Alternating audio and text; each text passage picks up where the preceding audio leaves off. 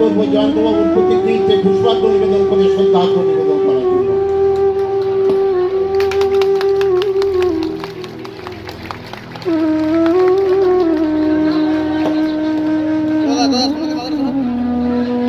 আমাদের প্রিয় মন্টুদাকে বলবো, মন্টুরাম পাখিরাকে বলবো, আপনিও যান দাদা, আপনার অনেক দিনের সঙ্গী। আমাদের প্রিয় বিধায়ক মাননীয় সাগর মণ্ডল মহাশয়কে অনুরোধ করবো, আপনিও যান, একসঙ্গে অনেক কাজ করেছেন।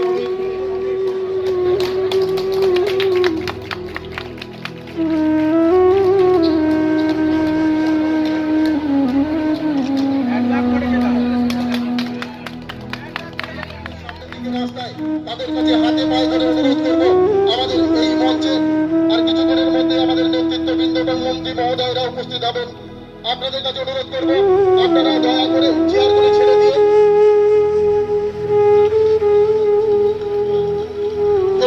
ইতিমধ্যে আমাদের মধ্যে উপস্থিত হয়েছেন যোগরঞ্জন হালদার মহাশয়। আমরা মহসিনবাড়ি অঞ্চল তৃণমূল কংগ্রেসের পক্ষ থেকে জানাই সুস্বাগতম। যোগরঞ্জন হালদার মহাশয় সুস্বাগতম। আমাদের প্রিয় জেলা সভাপতি সুস্বাগতম। আমাদের প্রিয় জেলা সভাপতি সুস্বাগতম। বাসন্তী বিধায়ক শ্যামল মন্ডল সুস্বাগতম। মহসিনবাড়ির জনসাধারণ জানাই সুস্বাগতম। আমরা আমাদের মধ্যে ইতিমধ্যে আমাদের প্রিয় সভাপতি, আমাদের অভিভাবক আমাদের মধ্যে উপস্থিত হয়েছেন। শ্রদ্ধেয় যোগরঞ্জন হালদার মহাশয় উপস্থিত হয়েছেন।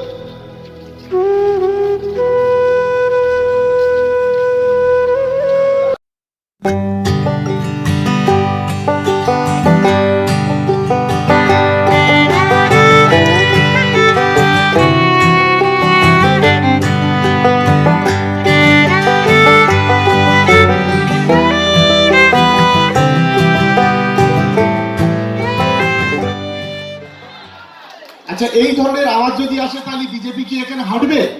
এখান তো হাঁটবে না। আওয়াজটা একটু জোরে চাই। লড়াইয়ের জন্য প্রস্তুত? কিছু কিছু হাত উঠছে না, কারণ ডাল মে কুছ কালা হয় নাকি, কিছু সমস্যা আছে নাকি? আমরা সুব্রত মন্ডলকে 1 লক্ষ ভোটে জেতাতে পারবো। এইবার সবচাইতে বেশি আমার মা বোনেরা বেশি দেখছি উৎসাহ। আমি অনেকক্ষণ বসে বসে লক্ষ্য করছিলাম, ছেলেদের মধ্যে একটু গোলমেলে ব্যবস্থা আছে, আমি জানি এখানে। তা আমি একটা বিষয় অনুরোধ করতে চাই। যোগ্যতা বলেছে, আমার সব নেতৃত্ব বলেছে, আমি রাজনৈতিক বক্তব্য দিতে চাই না। আপনারা বাসন্তী ব্লকের মানুষ, কিন্তু গোসবা বিধানসভার মানুষ। আপনাদের গোসবা বিধানসভাতে আপনাদের ভোটটা দিতে হয় বিধানসভায়। তো সেই ক্ষেত্রে আমি আপনাদের কাছে একটা অনুরোধ করতে চাই, একটা কম্পিটিশন মনোভাব নিয়ে বাসন্তীর মসজিদ পার্টি কর্মীদের লড়াই করতে হবে, মা বোনদের লড়াই করতে হবে। একটাই চ্যালেঞ্জ আপনাদের গ্রহণ করবেন আপনারা। গৌরদার যে কথা বলেছে আমি 100% সমর্থন করছি, যে শুধু সুব্রত দ্বারা, শুধু যোগ দ্বারা আমি নয়, গোটা সুন্দরবন জেলার মানুষ গোসবা মানুষের পাশে থেকে আগামী দিনে লড়াই করবে। এই প্রতিশ্রুতি আজকের আমরা এখান থেকে দিয়ে যাচ্ছি। কথাটা দিচ্ছি, কাজটাই আমরা আগামী দিনে করব। এবং আমি আরেকটাই ঘোষণা করে যাই, এখানে গোসবার যে 16টি অঞ্চল আছে, ভোটের নিরিখে যে অঞ্চল প্রথম হবে তাকে আমাদের সুন্দরবন ডেভেলপমেন্ট বোর্ডের পক্ষ থেকে হোক, জেলা পরিষদের পক্ষ থেকে হোক, আমরা 1 কোটি টাকার কাজ তাদেরকে আমরা বেশি দেবো। আজকে এখানে প্রতিশ্রুতি আমরা এখানে দিয়ে যাচ্ছি। কিন্তু সেই লড়াইটা আমরা চাই। আমরা ভাই ভাই হানাহানি চাই না। বাসন্তীর মাটিতে রক্তের হোলি খেলা চাই না। বাসন্তীর মাটিতে কোনো মায়ের কোল খালি হোক, কেউ সন্তান হারা হোক, কেউ মাতৃ হারা হোক, কেউ পিতৃ হারা হোক, কেউ প্রতিবেশী হারা হোক, এটা আমরা চাই না। আমার জেলা সভাপতি, আমার শ্রদ্ধেয় অভিভাবক বসে আছেন এখানে। আমরা শুধু এইটুকু বলতে চাই, এই জেলায় আমাদের দলটা খুবই ইউনাইটেড। বিশেষ করে এই সুন্দরবন জেলার, আমার জেলার সভাপতিকে সামনে রেখে আমরা লড়াইটা করছি। প্রতিটি লড়াই, কোন জায়গায় কোন গোষ্ঠী কন্দল কোনোভাবে আমরা বরদাস্ত করব না। সে বাসন্তী হোক, গোসবা হোক, ক্যানিং হোক, সে জয়নগর হোক, সে কুলতলি হোক, সে সাগর হোক, যেখানেই হোক না কেন, আমরা ঐক্যবদ্ধভাবে আমরা লড়াইটা করতে চাই। কারণ আমি কৃতজ্ঞতা ধন্যবাদ জানাবো মমতা বন্দ্যোপাধ্যায়, অভিষেক বন্দ্যোপাধ্যায়কে। দীর্ঘদিন পর আজ সুন্দরবন নামক একটা জেলা হয়েছে, কারণ এই সুন্দরবনের মাটির সঙ্গে, জলের সঙ্গে, মাছের সঙ্গে, জঙ্গলের সঙ্গে, সুন্দরবনের পরিবেশের সঙ্গে আমাদের আবেগ, আমাদের ভালোবাসা। আমি আস্তে আস্তে দুধারে থেকে থেকে আসছিলাম, আমাদের বাসন্তী বিধানসভাটা পেরিয়ে মসজিদ বাড়ির এসে দেখলাম সমস্ত দেয়ালে শুধু জোড়া ফুলের চিহ্ন, তৃণমূল কংগ্রেসের চিহ্ন, সুব্রত মণ্ডলের নাম। বিজেপি একটা দেউলিয়া পার্টি। অনেকে অমিত শাহের সভাতে এসে অনেক বক্তব্য করে রেখেছিল, তারা আমাদের দলে আসতে চাইছে, কিন্তু আমরা ভেবে দেখব। আমি সে বিজেপির কিন্তু চিহ্ন আজকে নেই এখানে। আর যে বিজেপির প্রার্থী হয়েছিল আমাদের চিত্ত প্রামাণিক চিত্তদা, সেও কিন্তু আমাদের সঙ্গে চলে এসেছে। তারও 50,000 বেশি ভোট আছে। আমি 1 লাখের বেশি ভোট বলেছি, খারাপ না, 1 লাখের ভোটে উঠছি। চিত্তদা আছে এবং সবাই আমাদের জয়ন্ত বাবুর পুরো পরিবার, উনি অনেক দিনের একসাথে আমরা কাজ করেছি।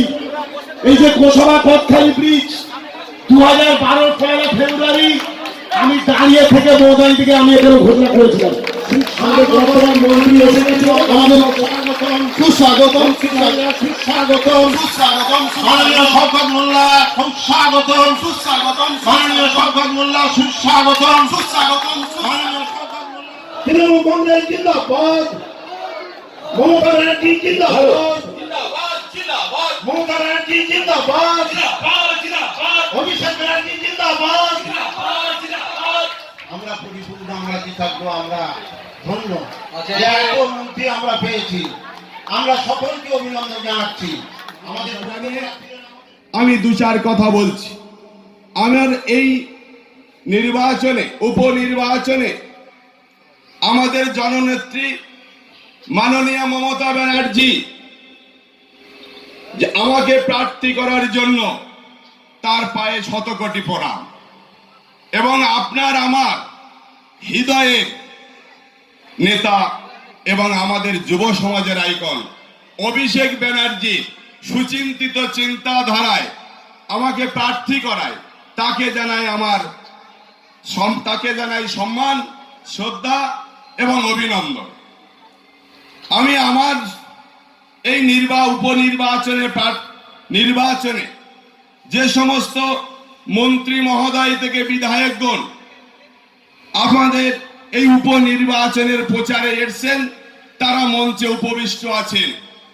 ইতিপূর্বে আমার পূর্বতন বক্তা, আমাদের কাজের মানুষ, কাছের মানুষ আমাকে বুকে আলগে নিয়ে নমিনেশন থেকে শুরু করে বিভিন্ন দ্বীপে উপনির্বাচনে নিয়ে প্রচার করছেন এবং আগামী দিনে তিনি সেই কাজ সম্পন্ন করবেন বলে দৃঢ় প্রতিজ্ঞা নিয়েছেন।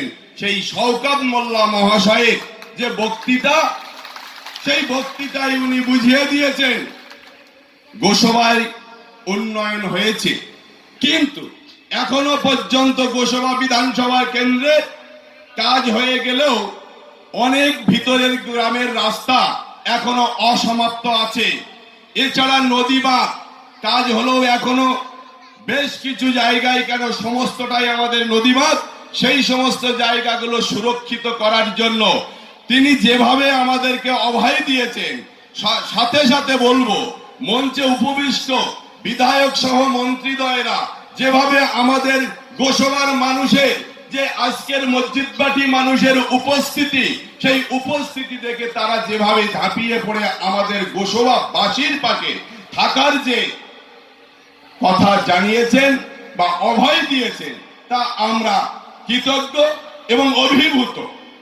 আমরা গর্বিত যে এত মানুষ, এত বিধায়ক এবং মন্ত্রী মহোদয় সহ আমাদের গোসবা বিধানসভা কেন্দ্রের মানুষের পাশে আগামী দিনে তার স্বাভাবিক জীবনযাত্রাকে ফিরিয়ে দেওয়ার জন্য তারা যে আমাদের পাশে এসছেন এবং সদিচ্ছা নিয়ে এসছেন, এটার জন্য আমরা গোসবাবাসী নাম না বলে সকলকে কৃতজ্ঞতা, জোহার, নমস্কার, প্রণাম, সালাম আদাব জানাচ্ছি। সর্বোপরি আপনারা, আমার মায়েরা, দিদিরা, বোনেরা, জনতা জনার্দন, ভোট দেবেন, আপনারা জেতাবেন আমাদের প্রার্থী সুব্রত মণ্ডলকে, এটা নিশ্চিত। এই প্রসঙ্গে কিছু বলার নেই। সবাই বলেছে, আপনারা সিদ্ধান্ত করেই নিয়েছেন বা এলাকার মানুষ ভোট হওয়ার আগেই জিতিয়ে দিয়েছে। কিন্তু আমি যে কথাটা আপনাদের কাছে 2-1টা কথা ছোট্ট করে নিবেদন করে যাব। আরেক বিধায়ক আমার দাদা সিনিয়র নেতৃত্ব আছে, জয়দেব দা আছে, যেটা হচ্ছে যে কেন আপনারা সর্বোচ্চ বেশি ভোটে জেতাবেন, সব ভোট তৃণমূল কংগ্রেসের প্রার্থী সুব্রত মণ্ডলকে দিয়ে জেতাবেন, আর কেন আপনারা বিজেপিকে গো হারাবেন, সেই প্রসঙ্গে একটা দুটো কথা আমি আপনাদেরকে ছোট করে সংক্ষিপ্ত সারে নিবেদন করে যেতে চাই। এই বিজেপি বানানো হলো দেশের শত্রু, কৃষকের শত্রু, আপনার আমার শত্রু, দেশের সর্বনাশ। তাই বিজেপিকে হারাতে হবে। এই যে আপনারা কৃষক পরিবারের মানুষ, ভিটা মাটি জমি কৃষকের লুট করছে বিজেপি বালারা। বিজেপি বালারা হলো ডাকাত। দেশের সবচেয়ে বড় চোর ডাকাতদের সর্দার হলো আমাদের দেশের প্রধানমন্ত্রী নরেন্দ্র মোদী। তাই নরেন্দ্র মোদীকে ভাগাতে হবে, দেশকে বাঁচানোর জন্য, কৃষককে বাঁচানোর জন্য, শ্রমিককে বাঁচানোর জন্য, সাধারণ মানুষকে বাঁচানোর জন্য। আগামী পঞ্চায়েত নির্বাচন নয়, আগামী 24 সালের নির্বাচনে দেশ বাঁচাতে দরকার মমতাদির সরকার। তার শপথ লড়াইয়ের জন্য আপনাকে বিজেপিকে হারাতে হবে। কৃষক বাঁচাতে দরকার তৃণমূলের সরকার ভারতবর্ষে, তার জন্য বিজেপিকে হারাতে হবে।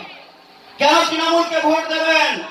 মমতাদি আপনাকে সব কিছু দিচ্ছে, তাই তৃণমূলকে ভোট দিতে হবে। আপনারা পরিবারের মায়েরা আছেন, দাদারা আছেন, দিদিরা আছেন, বোনেরা আছেন, আপনার পরিবারের সন্তান সন্ততিদের খাবারের জন্য মমতাদি চাল দেয়। আপনার পরিবারে দুটো বয়স্ক লোকের জন্য 1000, 2000 টাকা দেয়। কৃষক পরিবারের জমি হলে 5000 কি 10,000 টাকা দেয়। আপনার পরিবারে একটা প্রতিবন্ধী মানুষ থাকলে 1000 টাকা দেয়। আপনার পরিবারে এসসি এসটি লক্ষ্মীর ভান্ডার 1000, জেনারেলদের 500 টাকা দেয়, 4000 টাকা মাসে। বছরে চাল এবং টাকা পয়সা প্রত্যেক মাসে মাসে দেয়। তার নাম মমতাদি। তাই মমতাদিকে ভোট দিতে হবে, তৃণমূলকে ভোট দিতে হবে আপনার জন্য, আপনার পরিবারের জন্য। এটা দেশ বিক্রি করছে, রেল, ব্যাংক, বিমা, কয়লা, লোহা, সোনা, তামা সব বিক্রি করে দিয়েছে। এবার আপনার ভিটা মাটি বিক্রি করে দিচ্ছে। তাই বিজেপিকে তাড়াতে হবে, দেশকে বাঁচাতে হবে। এই জন্যই আপনাকে লড়াইটা এই গোসভা বিধানসভায় বিজেপি জামানা বাজেয়াপ্ত করে হারিয়ে শিক্ষা দিতে হবে বিজেপি বালা হনুমানদেরকে। বিজেপিরা হনুমান, সারা দেশের শত্রু, কৃষকের শত্রু, শ্রমিকের শত্রু, ভারতবাসীর শত্রু। এই ভারতবর্ষকে আবার পরাধীন করছে, আবার জনগণকে আজকে কোম্পানির রাজ তৈরি করছে। বণিকের মানদণ্ড দেখা দিচ্ছে রাজদণ্ড রূপে। বণিক রাজ সারা ভারতবর্ষে কায়েম হচ্ছে, কোম্পানি রাজ হচ্ছে। তাই বিজেপি বালাকে একদম 24 সালে হারানোর শপথ এই নির্বাচনে ভোটে নিতে হবে। এই কথা আমি আবেদন করতে চাই। এই দেশটাকে বাঁচাবে কে? কৃষককে বাঁচাবে কে? শ্রমিককে বাঁচাবে কে? ভারতবাসীকে বাঁচাবে কে? এই দেশটা জনগণের দেশ থাকবে না কোম্পানির দেশ হবে? এই রাজনৈতিক সন্ধিক্ষণ আগামী 24 সালের নির্বাচনে প্রেক্ষাপটে দাঁড়িয়ে আছে। এই দেশের স্বাধীনতা থাকবে কি থাকবে না? এই দেশের গণতন্ত্র থাকবে কি থাকবে না? এই দেশের মানুষের সরকারি অধিকার থাকবে কি থাকবে না? এই দেশ জনগণের সংবিধানটা জনগণের হবে না কোম্পানির হবে? এই রকম একটা রাজনৈতিক সন্ধিক্ষণ করছে এই কোম্পানির রাজারা। তাই কোম্পানিকে ভাগাতে, দেশকে বাঁচাতে, মমতাদিকে লড়াইয়ের শপথ নিতে আপনাদেরকে সকলকে একত্রিত হবে। এই আবেদন করতেই আমি আপনাদের কাছে এসেছি। তাই আপনাদেরকে জাগতে হবে, জনগণকে জাগাতে হবে, কৃষককে জাগাতে হবে, শ্রমিককে জাগাতে হবে। বলতে হবে জাগো জনগণ, বাঁচাও দেশ। আজকে দেশীয় ব্রিটিশের দালালরা দেশটাকে করে দিচ্ছে শেষ। এই কোম্পানির দালালরা, কর্পোরেট কোম্পানি। এক সময় আমাদের দেশে ইস্ট ইন্ডিয়া কোম্পানিরা রাজা ছিল। তারপরে আমরা দেখেছি বিদ্রোহ হয়েছে, সিধু কানুর বিদ্রোহ, তিলকা বাবার বিদ্রোহ, বিরসা বাবার বিদ্রোহ, রঘুনাথ বাবার বিদ্রোহ, সাঁওতাল বিদ্রোহ, সিপাহী বিদ্রোহ। তারপরে অবশেষে 1947 সালে দেশ স্বাধীন হয়েছে। সেই দেশ আবার বণিক রাজ, কোম্পানি রাজ আজ দেশের পার্লামেন্ট এবং সংবিধানকে ক্যাপচার করে নিচ্ছে। এই জায়গায় জনগণের লড়াইটা মমতাদির হাত ধরে তৈরি হোক। তাই আমি বলছি দেশ বাঁচাতে দরকার মমতাদির সরকার, কৃষক বাঁচাতে দরকার তৃণমূলের সরকার, গরিব মানুষের দরকার মমতাদির সরকার, কৃষক শ্রমিকের দরকার মমতাদির সরকার। এই স্লোগানিত করে মানুষ এবছর ব্যাপক প্রাকৃতিক দুর্যোগ হয়েছে। ইয়াস, আমফান, বুলবুল, ফণি, বিভিন্ন ঝড়ে আমাদের গোসাপাড় সহ এই বাসন্তী, মসজিদ বাটি, চুনাখালী প্রমুখ অঞ্চল এবং সমগ্র সুন্দরবন জুড়ে এক ব্যাপক ভয়াবহ পরিস্থিতি তৈরি হয়েছে। আমাদের রাজ্যের মাননীয় মুখ্যমন্ত্রী উন্নয়নের কান্ডারি, যিনি আমাদের সর্বক্ষেত্রে সুন্দরবনকে সর্বক্ষেত্রে নূতন করে তিনি তৈরি করবার জন্য যে মন মানসিকতা দিয়ে আমাদের এত অঞ্চলের মানুষের জন্য কাজ করছেন, তিনি একজন যুবক তরুণ সমাজের প্রতীক সুব্রত মণ্ডলকে প্রার্থী করেছেন এবং যে সিলমোহর আমাদের প্রিয় নেতা অভিষেক ব্যানার্জি সেই সিলমোহর দিয়েছেন। ফলে আমি আপনাদের কাছে আবেদন করব, বিগত বিধানসভা এক গুরুত্বপূর্ণ বিধানসভা নির্বাচন ছিল। 294টি বিধানসভা কেন্দ্রে একদিকে বিজেপি, তার সঙ্গে তার দোসর সিপিএম বা বামপন্থীরা, কংগ্রেস, তাদের পরস্পর বিরোধী আদর্শ বিরোধী থাকা সত্ত্বেও মমতা বন্দ্যোপাধ্যায়কে, তৃণমূল কংগ্রেসকে তারা হটাবার জন্য, আমাদের সরকারকে হটাবার জন্য বিভিন্ন প্রকার ষড়যন্ত্র এবং ভিন্ন পরিকল্পনা গ্রহণ করেছিল। কিন্তু রাজ্যের মানুষের সাথে সাথে গোসাপাড় সমস্ত মানুষ, এতদ অঞ্চলের মানুষ আপনার মাথা উঁচু করে, আমার মা বোনেরা জাতি ধর্ম বর্ণ নির্বিশেষে আমার সংখ্যালঘু ভাইয়েরা মায়েরা আপনার মাথা উঁচু করে তদানীন্তন আমাদের প্রার্থী তিনি শ্রী জয়ন্ত নস্করকে পর পর আপনার 3 বার আপনার বিধায়ক করে এই এলাকা থেকে তাকে সম্মানিত করেছেন। গোটা গোসাপার জন্য তিনি তার জীবনের শেষ দিন পর্যন্ত যে উন্নয়ন করে গেছেন এবং উন্নয়নের জন্য বিভিন্ন দরবার করেছেন, রাজ্যের মাননীয় মুখ্যমন্ত্রী সহ বিভিন্ন দপ্তরে তা এক ইতিহাস হয়ে আছে। আমাদের এই আবেদন আপনাদের কাছে, যে কোনো মূল্যে আমরা এই বিধানসভা কেন্দ্র থেকে একতরফা ভাবে আমরা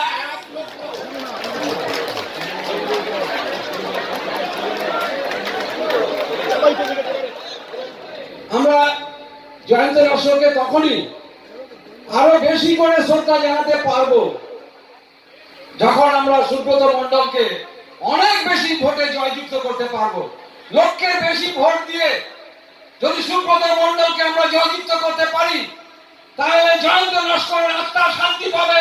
সেই জন্য সুব্রত মণ্ডলকে 1 লক্ষের বেশি ভোট দিয়ে জয়যুক্ত করতে হবে আপনাদের।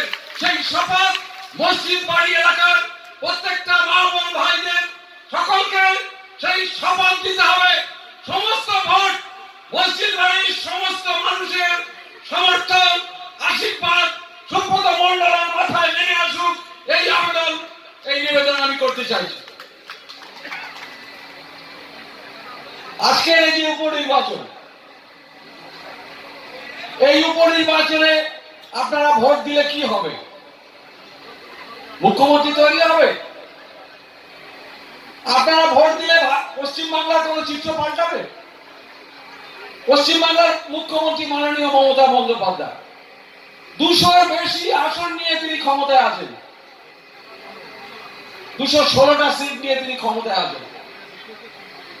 আর এই সিটটা জিতলে আরো একটা সংখ্যা বাড়বে। তাহলে আজকের এই নির্বাচন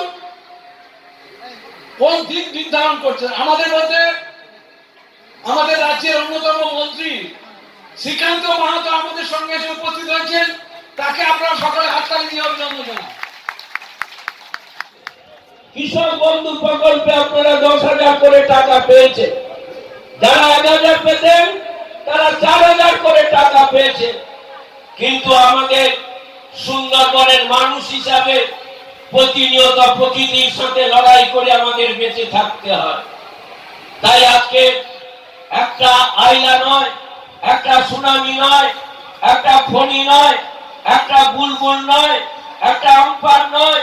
পরবর্তীকালে ইয়াস আমাদের গোটা সুন্দরবন এলাকাকে বিধ্বস্ত করে দিয়ে গেছে।